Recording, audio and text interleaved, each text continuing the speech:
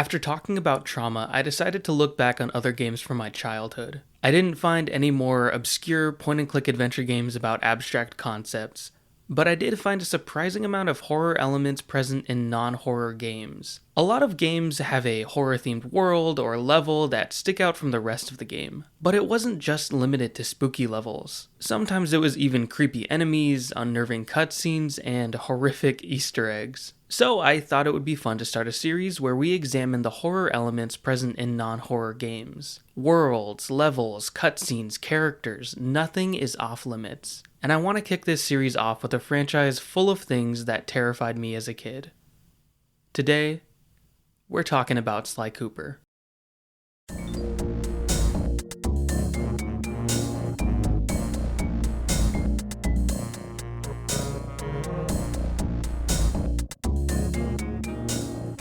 Starting with the first game in the series, this game focuses on Sly, Bentley, and Murray traveling around the world to hunt down members of the Fiendish Five, a gang responsible for taking Sly's family heirloom, the Thievius Racoonus, and dividing it into several pieces. Your hunt for the Fiendish Five leads you to a variety of locations. Your first stop is at the Isle of Wrath, an island off the coast of Wales. The never-ending storm and ominous music that plays in the hub helps create a spooky atmosphere, but it's nothing overwhelming. If anything, it's kind of cozy.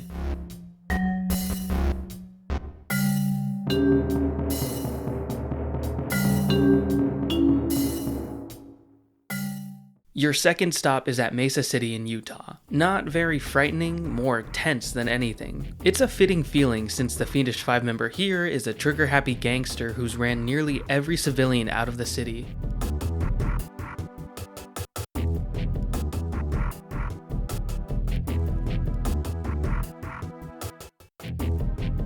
It's when you get to your third stop in Haiti when things get turned up a notch.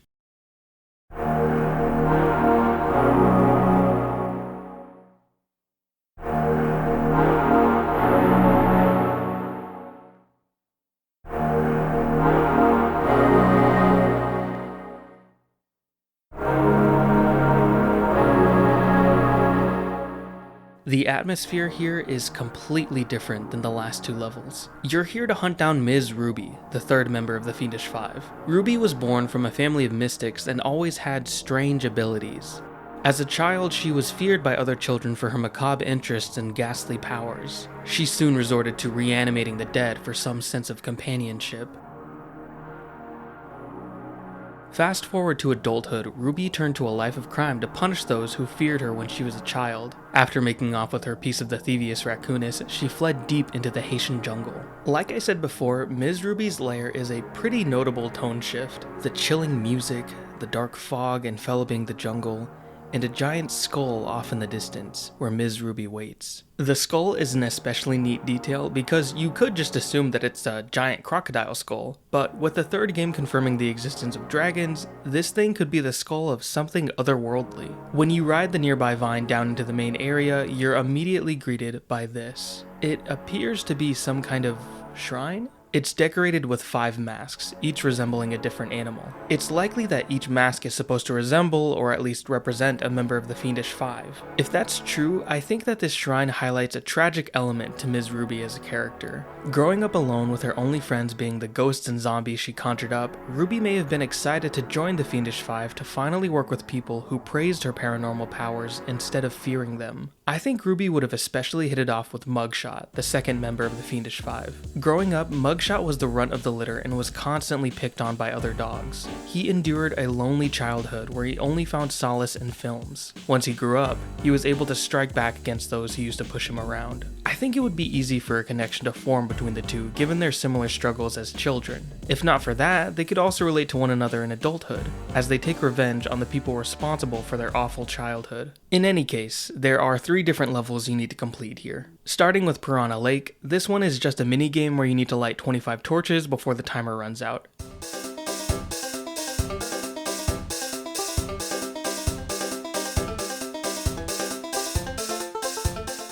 Nothing too spooky here. The piranhas look a little bit creepy, but if anything, they should be afraid of you. Next, there's a grave undertaking, where we get to see Ms. Ruby's mystic powers start to shine.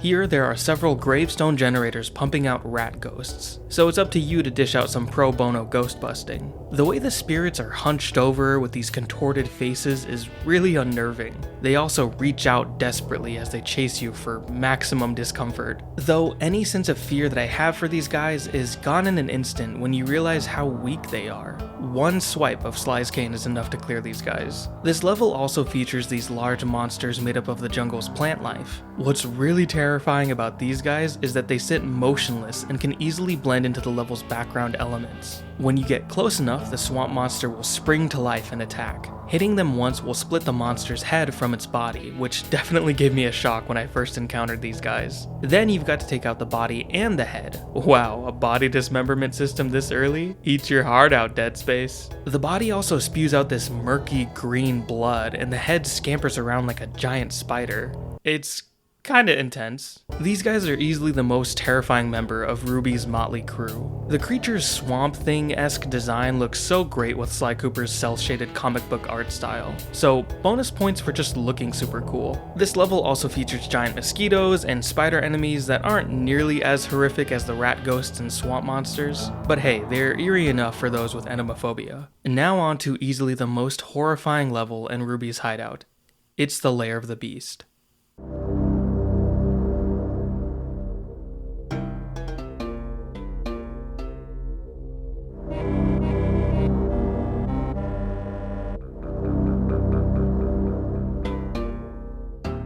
Starting in front of a giant gate, it's no secret that something is being kept locked up in this fortress. With the swarms of giant spiders and mosquitoes roaming around, for a second you might think that's all that's being trapped here.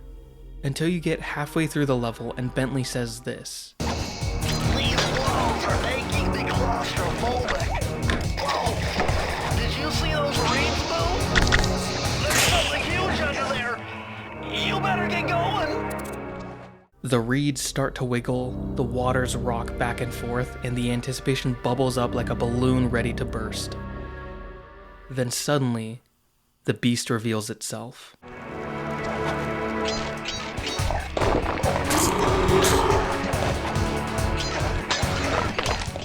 A giant snake that glides through the swamp with ease, destroying anything it comes into contact with. This level is what kept me stuck on Ms. Ruby's lair for weeks as a kid. This level also served as the main inspiration for this video and series in general. Why was something so intense put into a game made for kids? Why was this level my favorite if it terrified me so much? Was I just being a huge coward?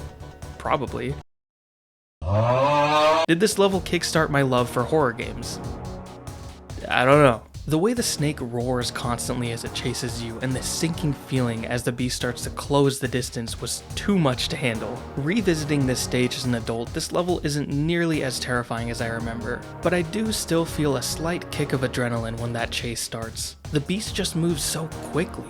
I feel like even if I do everything perfectly, I still end up finding myself getting caught. I can't even imagine trying to get all the clue bottles in this level. Having to collect items while being chased is a devious design choice. That being said, I have still never 100% Sly Cooper. The beast even makes a brief appearance when you collect the first 3 keys in Ruby's hideout. It hops over and opens the gate to the next set of levels, which we'll talk about next. Up next is A Ghastly Voyage, which is a fun twin-stick shooter through a swamp.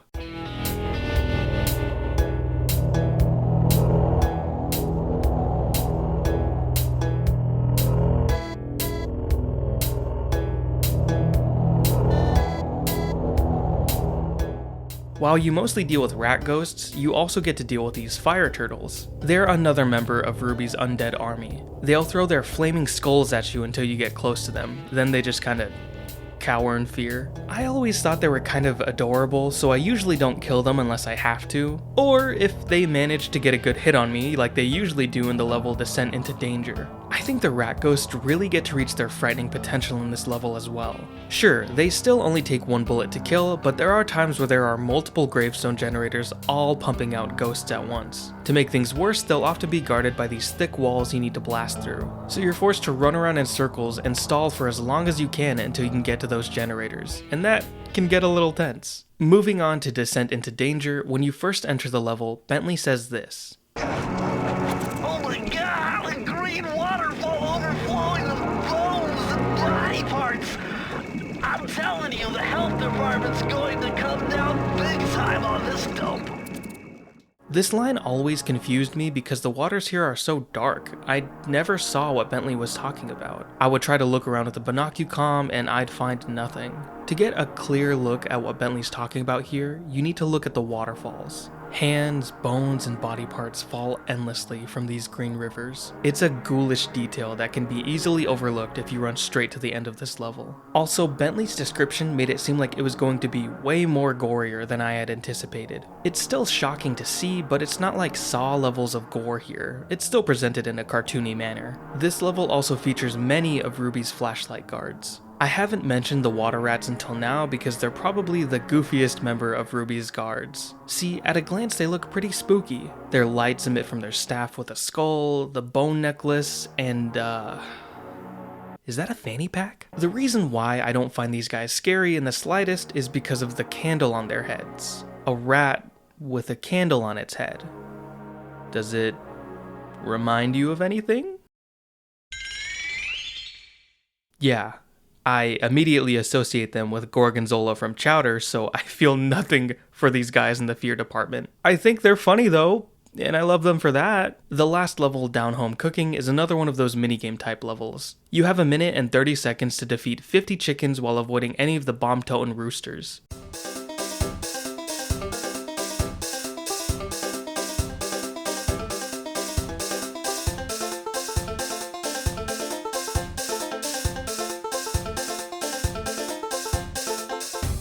Again, this level isn't spooky, you might be scared of the bomb roosters, but that fear will quickly develop into anger when you're in your 3rd replay of this level. It's a nice change of pace from the freakier levels, and the music here is great. After completing every level, all that's left is your showdown with Ms. Ruby.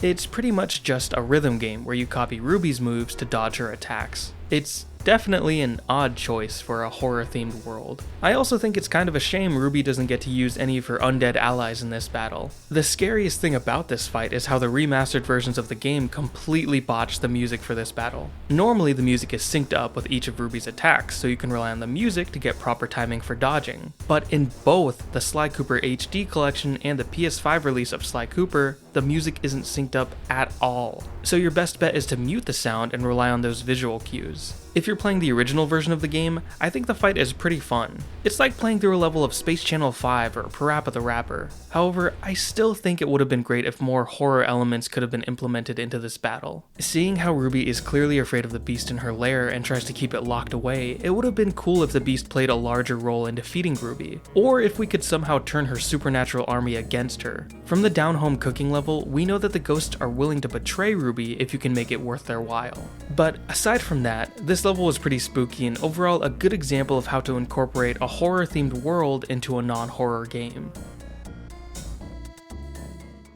While there aren't any other horror levels in the game, there's still one last piece of horror here, and it sits comfortably as a member of the Fiendish Five. To start, let's look at all the members of the Fiendish Five. We've got a frog nobleman turned pirate, a bulldog gun-loving gangster, a crocodile mystic necromancer, and a panda fireworks artist. Even if they can be a little menacing, they don't evoke any strong sense of fear. Now, let's look at the final member of the Fiendish Five.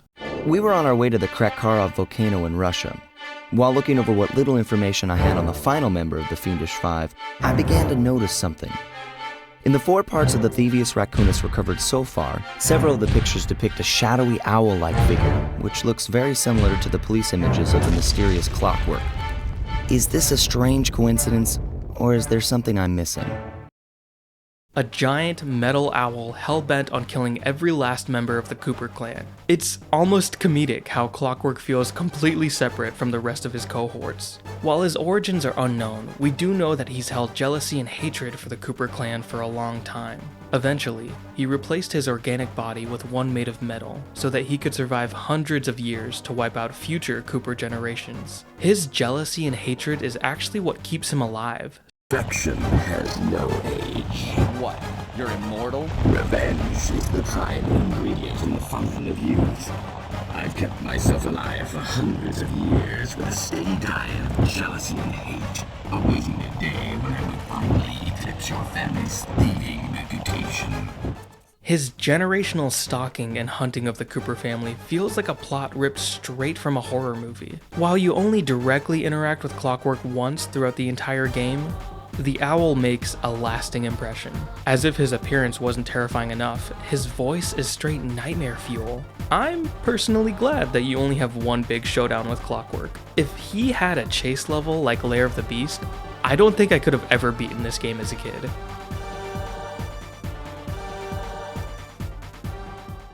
Before we jump into the second entry in the Sly Cooper series, I want to talk briefly about the third and fourth games, mainly because there are very trace amounts of horror in both entries. Neither game features dedicated horror-themed worlds or missions. So let's start with Sly Cooper: Honor Among Thieves. Despite this game having vampires, krakens, and haunted masks, I don't remember finding this game all too scary. Everything is presented in a light-hearted fashion. The thing that stuck with me the most was the mission titled Giant Wolf Massacre. Yeah. In this mission, Bentley has to put a giant wolf to sleep with powered-up sleep darts. The catch is that you have to get real close to the wolf for the darts to take effect. The wolf will notice you afterward, and you've got no choice but to run until it loses interest. And while the giant wolf is horrifying, this mission is a cakewalk if you have the adrenaline burst gadget. Just get in close and zip away. It's really easy. Dr. M's mutant primate from the beginning and end of the game is pretty terrifying as well. When you're playing as Carmelita, he will eat Sly if you die during the battle. Grisly. However, the battle against the monster is pretty easy. Using Carmelita's shock pistol, you don't have to get in close quarters with the monster until the very end of the fight, and I never really felt too scared while fighting it because Carmelita can jump higher than a skyscraper. Moving on to Thieves in Time, this game is in the same boat as Honor Among Thieves. There are no horror-themed worlds or levels, and nothing really stuck out to me as spooky, except for one really unnerving Easter egg. In very specific locations in each world, you can find a familiar face lurking in unreachable areas. Sitting far out of reach, Clockwork is stalking. It makes sense since you are time traveling after all. Still, it's horrifying to see Clockwork in action after only seeing him stalk the Coopers in photos. The way his red eyes pierce through the environment as he surveys the area. It's chilling. Clockwork even appears when you travel back to the Ice Age, which really makes you start to think about how long this bird's been hunting down members of the Cooper clan. It's such a neat Easter egg that really highlights how terrifying of a villain Clockwork truly is. Now, after that brief intermission, we're on to Sly Cooper: Band of Thieves. This time around, Sly and the gang are hunting down members of the Claw Gang, a group of people all with their own piece of clockwork, whether it's using his tail feathers as a printing press or using his lungs to power trains. Each member of the Claw Gang has found unique uses for Clockwork's body parts. So now it's up to Sly and friends to round up every last piece of clockwork to prevent him from being put back together. Episodes 1 and 2 are a tame kickoff to the adventure ahead, stealing the clockwork tail feathers from a nightclub running lizard, and the clockwork wings from a tiger spice lord. At the end of episode 3, things take a grim turn. After a battle over the clockwork heart, Sly and Murray are taken into custody by the Contessa, Interpol's horrifying warden. Completely on his own, it's now up to Bentley to rescue the duo from the Contessa's fortified prison in Prague. On the way over to Prague, we learn a bit more about the Contessa's background. As a criminal psychology student, she married a wealthy aristocrat. However, just a few weeks after the marriage, this man mysteriously passed away. With the aristocrat's estate now in her hands, she opened up a criminal rehab center. Here, she utilized her hypnotherapy to reshape criminals into model citizens. This level was the reason I couldn't beat the game as a kid.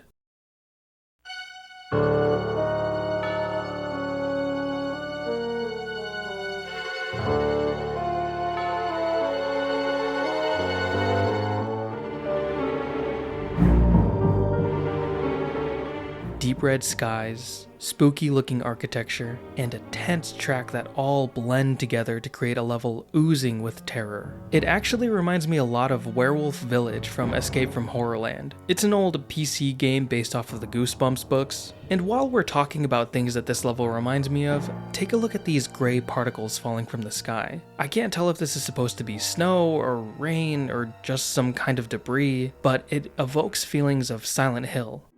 Hey, wait! Stop!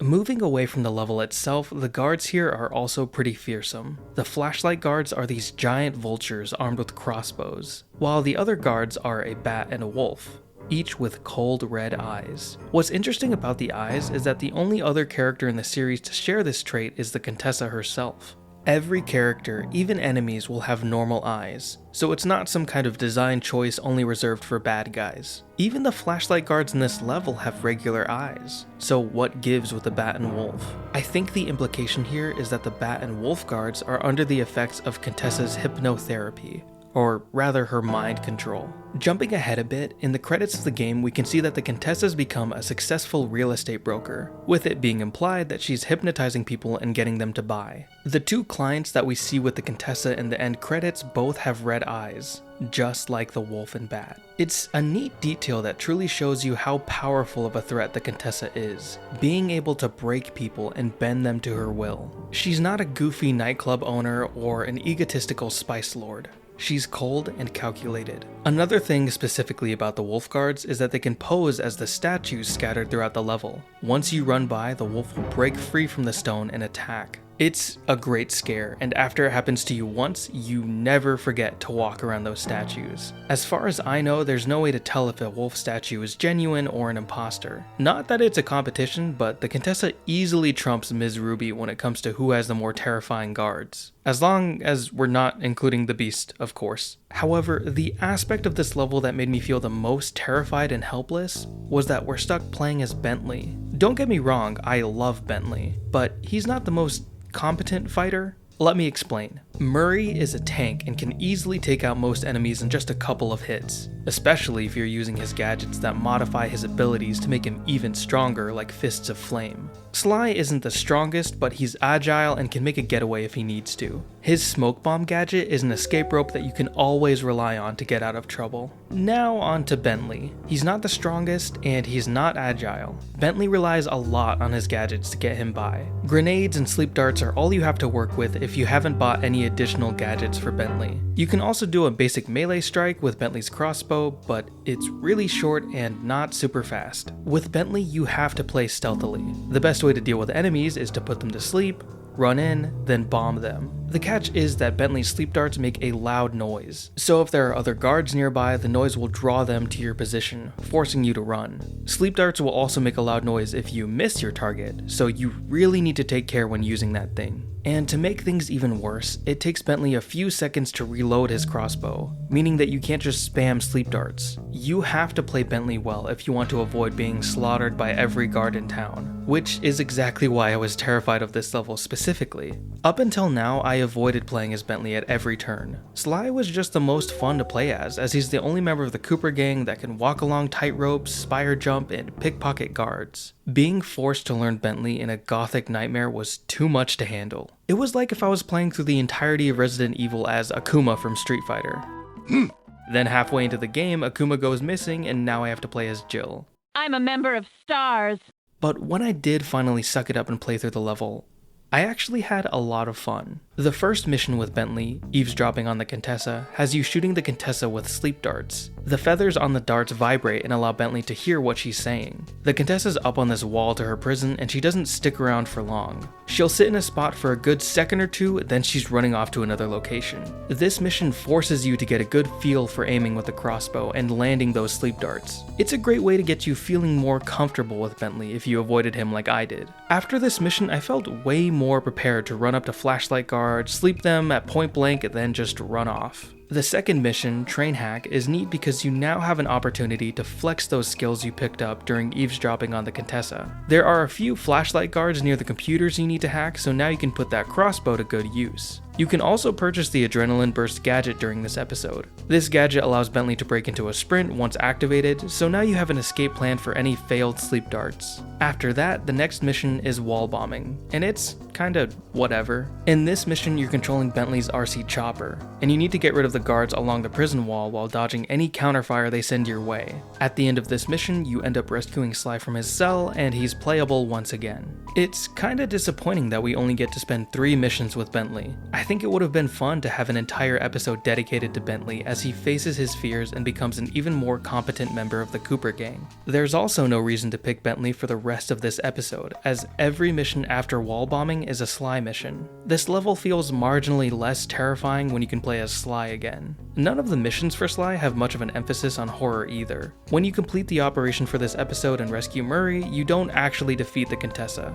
She escapes, leading to the setup for episode 5, another horror-themed level. In this episode, the Contessa is at war with Constable Neela, another officer with Interpol. It's been revealed that the Contessa is a secret member of the Claw Gang and possesses the clockwork eyes. Now it's up to the Cooper Gang to get their hands on these eyes in the middle of this all-out war. This level is gorgeous.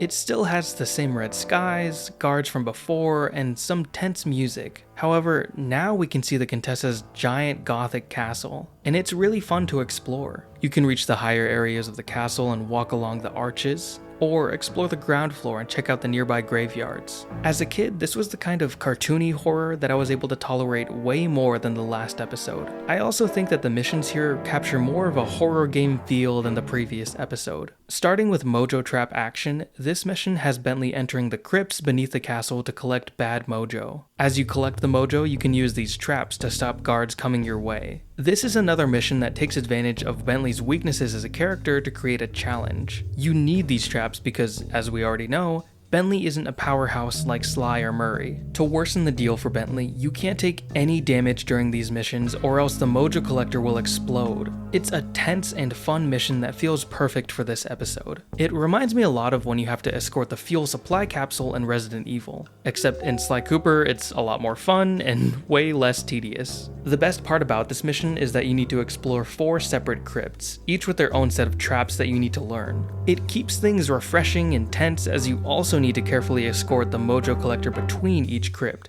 adding another layer of trepidation. Another mission called Ghost Capture takes advantage of the Binocucom's camera feature. Instead of taking reconnaissance photos, we need to snap photos of a couple ghosts. But before we can do that, we need to free the ghosts from a crypt. Bentley explains that we need to venture deep into this crypt and smash the coffin of an evil wolf priestess. Doing so will free all the ghosts trapped in her coffin. It feels kind of like a subtle nod to Ms. Ruby, who is also a type of priestess sorcerer. Once the ghosts are free, you need to run all over the map and snap photos of them. It's kind of boring. See, the ghosts can phase in and out of walls, so you have to get a good angle and then just wait. Then once they come out towards you, you snap a photo and move on. The ghosts can't hurt you, so there's no reason to be scared of these guys. And I think it's kind of a shame. They look pretty cool. All you can do is see their skeleton shrouded by this weird blue hue. They also make this groaning noise as you get close to them. It's pretty eerie. But yeah, you snap the photos, then drop them on Neela's HQ, and that's it. I think it would have been cool if this mission went the Fatal Frame route and had it so that the ghosts would attack you, or at the very least cause some more spooky stuff to happen. Moving on, both the Crypt Hack and Stealing Voices missions focus on exploring more of the crypts to accomplish different goals. I'm lumping them together because most of the horror elements come from the crypts themselves. The crypts are littered with traps, obstacles, and guards, making for some tricky platforming. The Crypt and Crypt Hack gets bonus points for including a giant octopus in the waters. It's never explained and never called out by any of the characters, so it's a pretty neat detail. The other missions left in episode 5, Know Your Enemy, Kidnap the General, Tank Showdown, and Operation High Road don't put much of a focus on horror. So now all that's left is the battle with the Contessa herself. The first phase of the fight has the Contessa using a charging attack and summoning a small group of spiders. Nothing too crazy. It's during the second phase of the fight when the Contessa reveals her full potential. Now with one of the clockwork eyes in her possession, the Contessa can hypnotize Sly. When this happens, your screen turns into a spiral of red and purple and the controls are all mixed up. It's disorienting, it comes out of nowhere, and it can easily shock first-time players. It's just really cool to see the Contessa use her hypnosis in battle. Sadly, this attack is the only new thing in this fight. Aside from the hypnosis, it's essentially just the same fight But again, this fight has the same problem I had with Ms. Ruby, where I wish we could have seen more of the boss's supernatural abilities on display. It could have been cool to see the Contessa's hypnosis expanded upon. Maybe have it so that she can mess with HUD elements, or create fake decoys of enemies, or just manipulate Sly even further. I feel like the Contessa also has a lot of potential for attacks as a spider. She could have easily used web attacks to constrict Sly's movements, or create traps on the battlefield. But the most spider thing that we get to see are the actual spiders that the Contessa summons. The Contessa also uses a web to swing back onto the battlefield if she's knocked off, but that's about it. All in all, I love episode 4 and 5. Just like with Ms. Ruby's level, I think these are great examples of including horror-themed worlds into your non-horror game. My only hope is that if and when another Sly Cooper game comes out, we get another creepy world to explore.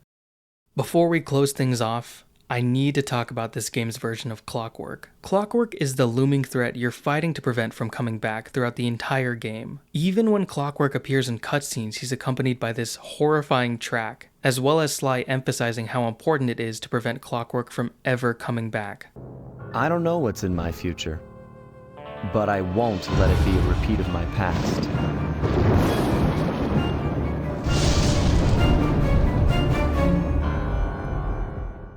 At the beginning of episode 8, Sly's fears are truly realized when Clockwork is fully assembled and piloted by Constable Neela. Now going by the name Clockla, it's great to see the Metal Owl back in action. The final battle plays out nearly the same as it does in the first game, now with a little chase segment and a final moment where Murray and Bentley lay down the final strike on Clockla. Throughout the battle, we get to see how Clockwork's hate chip has morphed Neela into a bloodthirsty maniac. Despite her usual disdain for the Cooper gang, Neela is typically composed and calculated. As Clockla, Neela is constantly spouting threats at the Cooper gang. Clockwork himself wasn't even that brutal when it came to how he spoke to Sly. It's terrifying and cool to see how Clockwork's hatred can twist people into shells of their former selves. It just makes me wonder how this hatred could have changed had Arpeggio been the one to pilot the bird instead of Neela. One of my biggest hopes for a future Sly Cooper game is that they can conjure up a villain that is just as menacing as Clockwork. That was just about every piece of horror that I could find buried in the Sly Cooper series. I was really glad to just revisit the series and look at it from a different approach than most people. Making this video just kind of reaffirmed how much I love this series and how desperately I want a sequel. I'm also hoping that I wasn't the only one that was actually pretty terrified of these games growing up. I don't think I can emphasize enough how much the Contessa terrified me. What about you? If there are any non-horror games you can think of with creepy moments or subtle horror elements, let me know and we may cover it in a future episode of Occult in the Ordinary. Anyways, that's all I have for you guys. Take care.